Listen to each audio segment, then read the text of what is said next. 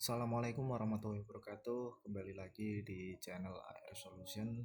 Dalam video kali ini saya akan kembali lagi membahas materi tentang informatika. Nah, materi yang akan saya bahas kali ini adalah tentang sistem komputer.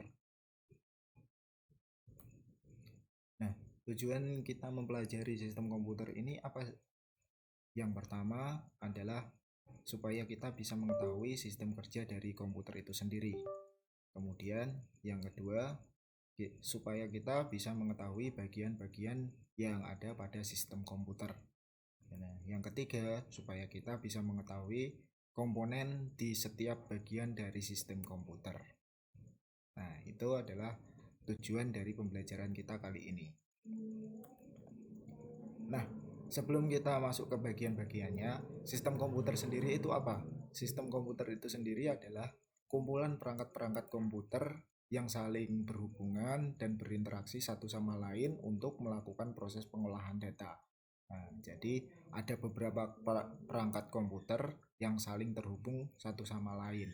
Kemudian berinteraksi untuk bisa melakukan proses pengolahan data. Nah, sehingga dapat menghasilkan informasi yang diharapkan oleh penggunanya. Jadi, perangkat-perangkat tadi yang saling terhubung itu akan menghasilkan sebuah informasi yang diharapkan oleh penggunanya. Nah, dalam sistem komputer itu sendiri terdapat 3 bagian penting yang harus saling terhubung. Jadi, tanpa adanya 3 bagian ini, maka sebuah komputer tidak akan bisa jalan. Yang pertama adalah hardware. Nah, hardware ini sendiri adalah perangkat keras yang ada pada komputer. Jadi, yang namanya komputer, kalau tidak ada perangkat kerasnya, kalau tidak ada barangnya, pasti tidak akan bisa digunakan. Ya. Kemudian, yang kedua adalah software. Nah, software ini sendiri adalah sebuah perangkat lunak yang digunakan untuk mendukung kinerja dari perangkat keras itu sendiri. Jadi, sebuah perangkat keras tidak akan bisa digunakan oleh penggunanya kalau tidak didukung oleh software. Ya. Jadi, harus ada hardware dan juga harus ada software. Nah, selain dari kedua ini, satu hal penting lagi adalah yaitu brandware. Nah, brandware itu siapa? Brandware itu adalah pengguna itu sendiri. Jadi, sebuah komputer sudah ada hardware-nya, sudah ada software-nya, tapi kalau tidak ada yang memberi perintah atau memberi instruksi, itu sebuah komputer itu tidak akan bisa berjalan. Jadi, sebuah sistem komputer itu harus memenuhi 3 kriteria ini. Jadi 3 bagian ini, ada hardware, software, dan juga brandware. Nah, sekarang kita akan membahas lebih detail lagi dari 3 bagian tadi. Bagian yang pertama adalah hardware. Nah, hardware itu sendiri apa? Hardware adalah merupakan perangkat keras yang memiliki wujud fisik. Jadi perangkat ini bisa disentuh. Jadi perangkat-perangkat komputer yang bisa kalian sentuh, yang bisa kalian pegang, nah itu yang dinamakan sebagai hardware atau perangkat keras. Kemudian, nah sekarang kita masuk ke perangkat-perangkat hardware-nya. Nah, perangkat hardware itu dibagi menjadi beberapa bagian. Yang pertama adalah perangkat input. Yang namanya perangkat input berarti di sini berfungsi untuk memasukkan perintah atau memberi instruksi, ya. Nah, di sini perangkat input contohnya ada mouse. Nah, mouse ini kenapa disebut perangkat input? Karena mouse ini berfungsi untuk memberi perintah, memberi masukan kepada komputer. Jadi menggerakkan kursor, jadi kan memindahkan kursor ke tempat yang lain, kemudian mengeksekusi klik kanan, klik kiri. Nah, ini berarti merupakan perangkat input. Kemudian yang kedua ada keyboard. Nah, keyboard ini juga merupakan perangkat input karena kalau kita mau memasukkan angka ataupun tulisan, ataupun huruf, kita harus menggunakan keyboard, ya. Kemudian ada webcam. Nah, webcam ini berarti untuk menginput sebuah gambar ataupun video, ya. Nah, sebenarnya perangkat input yang lain juga masih banyak. Contohnya ada joystick, kemudian ada scanner, kemudian ada mikrofon. Nah, itu juga merupakan sebuah perangkat input. Kemudian selanjutnya adalah ada perangkat proses. Nah, perangkat proses ini berarti yang berfungsi memproses data yang ada pada komputer. Nah, di sini contoh perangkatnya ada apa? Yang pertama ada prosesor. Nah, prosesor ini sendiri adalah berfungsi sebagai otak komputer. Jadi, yang mengolah semua data yang ada pada komputer itu adalah prosesor. Jadi, tanpa adanya prosesor, data yang masuk pada komputer tidak akan bisa diolah. Kemudian yang kedua adalah motherboard. Nah, motherboard ini kenapa termasuk perangkat proses? Karena motherboard di sini adalah berfungsi untuk menghubungkan semua perangkat yang ada pada komputer. Jadi semua perangkat, entah itu perangkat input ataupun perangkat-perangkat yang lain, itu semua pasti terhubung langsung dengan motherboard. Ya, kalau kalian tidak percaya, bisa dilihat kalau punya komputer di rumah. Nah, pasti semua perangkatnya langsung terhubung ke motherboard. Kemudian yang ketiga adalah RAM. Nah, RAM ini berfungsi sebagai penyimpan perintah sementara. Nah, kenapa di sini kok penyimpan perintah sementara? Nah, penyimpanan kok tidak masuk di perangkat penyimpanan? Nah, karena RAM ini menyimpan perintah, bukan menyimpan data. Jadi di sini merupakan perangkat proses. Jadi menyimpan perintah yang masuk kemudian akan disalurkan ke prosesor untuk diolah oleh prosesor. Nah, inilah kenapa RAM termasuk dari perangkat proses. Nah, perangkat selanjutnya adalah perangkat penyimpanan. Nah, ini yang berfungsi menyimpan data-data yang kita miliki. Nah, contoh perangkatnya di sini adalah ada hard disk dan ada flash disk. Tentunya kalian semua tidak pasti semuanya sudah tahu, ya.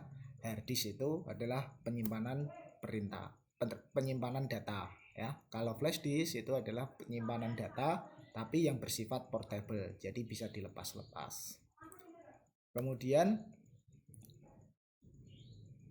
yang terakhir adalah perangkat output. Nah, perangkat output ini adalah yang berfungsi untuk mengeluarkan atau menampilkan, ya. Nah, di sini contohnya adalah monitor dan printer. Nah, kalau monitor berarti mengeluarkan gambar yang dihasilkan oleh komputer itu sendiri, ya. Jadi ini termasuk perangkat output. Kemudian kalau printer sudah jelas. Printer adalah fungsinya untuk mencetak dokumen. Jadi mengeluarkan dokumen yang mau dicetak, ya. Tentunya perangkat output ini sendiri tidak cuma monitor dan printer saja. Ada juga headphone, kemudian ada juga proyektor, kemudian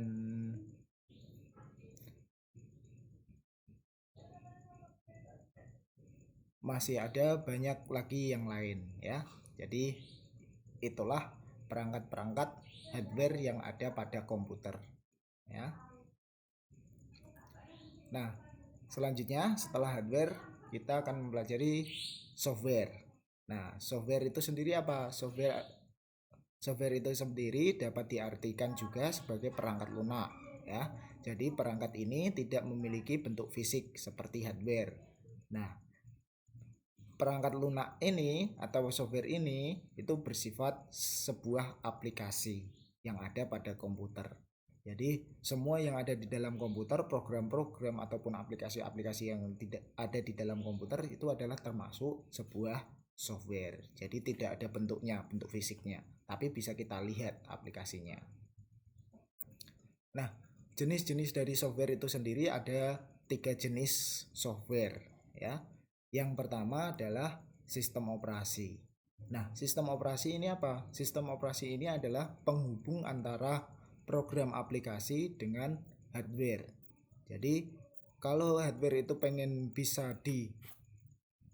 dipergunakan dengan baik oleh program aplikasi, harus ada perantara yaitu sistem operasi. Jadi tanpa adanya sistem operasi, kita tidak akan bisa memasukkan program aplikasi yang ada di dalam komputer.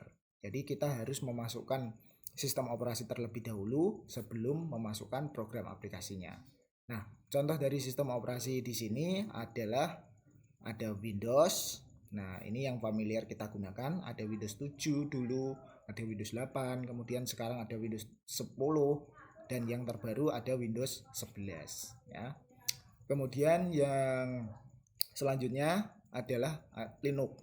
Nah, untuk Linux sendiri ini mungkin terdengar sedikit jarang ya untuk kalian semua. Nah, karena Linux ini sendiri biasanya digunakan pada sistem operasi yang ada pada server ataupun seorang programmer yang sudah handal. Karena Linux ini bersifat open source, jadi dapat dikembangkan oleh semua orang. Kemudian selanjutnya ada Android. Nah, kalau Android pasti kalian semua pasti familiar karena di handphone sekarang sistem operasinya sudah menggunakan Android. Kemudian ada lagi sistem operasi yang namanya iOS atau macOS. Nah, khusus untuk sistem operasi iOS atau macOS ini sendiri hanya ada di dalam komputer ataupun handphone keluaran dari Apple. Jadi selain komputer ataupun handphone keluaran dari Apple, sistem operasi iOS ini tidak akan bisa dimasukkan ya. Nah, selanjutnya setelah adanya sistem operasi, baru kita bisa memasukkan yang namanya program aplikasi. Nah, program aplikasi ini sendiri adalah program-program yang berfungsi untuk melancarkan kinerja dari user itu sendiri ya. Nah, di sini contoh-contohnya adalah ada Microsoft Office. Nah, Microsoft Office itu sendiri terdiri dari Word, Excel, kemudian PowerPoint dan yang lainnya. Ada Visio, ada Publisher dan lain-lain ya. Kemudian yang kedua adalah software Photoshop. Nah, kalau Photoshop pastinya yang namanya foto berarti untuk editing foto ya. Kemudian software CorelDRAW. Kalau CorelDRAW di sini software yang digunakan untuk mendesain sebuah perangkat 3D ataupun 2D ya. Nah, jadi biasanya menggunakan software CorelDRAW. Kemudian ada software yang namanya VLC ataupun Vname. Nah, kalau ini software yang digunakan untuk mendengarkan atau memutar video ya. Kemudian yang selanjutnya ada software jenis browser. Kalau browser ini sendiri pastinya kalian sudah tahu semua. Yang namanya browser adalah untuk berselancar di jejaring internet. Nah, contohnya ada Mozilla, Chrome, Opera, kemudian Safari dan masih banyak lagi yang lain ya. Nah, itulah contoh-contoh dari program aplikasi. Tentunya masih banyak lagi program aplikasi yang lain. Kalau disebutkan satu-satu tidak akan cukup ya. Kemudian dari sistem operasi dan program aplikasi ada lagi yang namanya bahasa pemrograman. Kalau bahasa pemrograman ini sendiri adalah sebuah bahasa yang digunakan untuk mendefinisikan sebuah program atau membuat sebuah program. Nah, ini juga termasuk jenis software ya. Nah, bahasa pemrograman ini sendiri contohnya ada JavaScript, C++, kemudian ada Python, kemudian ada HTML ya. Nah, itulah jenis-jenis dari software. Jadi ada sistem operasi, program aplikasi, dan bahasa pemrograman. Nah, kemudian yang terakhir dari sistem komputer yang terakhir adalah brandware. Nah, brandware itu tadi sudah saya jelaskan kalau brandware itu adalah seorang pengguna. Nah, jadi orang yang menjalankan atau mengoperasikan komputer, nah itu dinamakan sebagai brandware ya. Jadi tanpa adanya orang yang memberikan perintah ataupun menjalankan sebuah komputer, nah itu komputer tidak akan bisa bekerja. Begitu juga sistem operasi, ya, ataupun software. Software tidak akan bisa berjalan kalau tidak ada perintah yang dimasukkan. Nah, perintah yang memasukkan itu siapa? Yang memasukkan adalah brandware itu sendiri, ya. Nah, brandware itu siapa saja? Nah, brandware itu tentunya adalah yang pertama user. Nah, pengguna. Nah, ataupun orang yang menggunakan komputer. Nah, itu seorang brandware. Kemudian ada lagi programmer, orang yang membuat program. Nah, itu juga disebut brandware. Yang ketiga ada analis, orang yang melakukan analisis data. Nah, dia pasti menggunakan sebuah komputer. Kemudian YouTuber ataupun streamer. Nah, itu juga orang yang menggunakan sebuah komputer. Kemudian ada administrator atau seorang admin. Nah, itu adalah orang-orang yang menjalankan komputer itu sendiri. Nah, itu dia materi singkat tentang sistem komputer.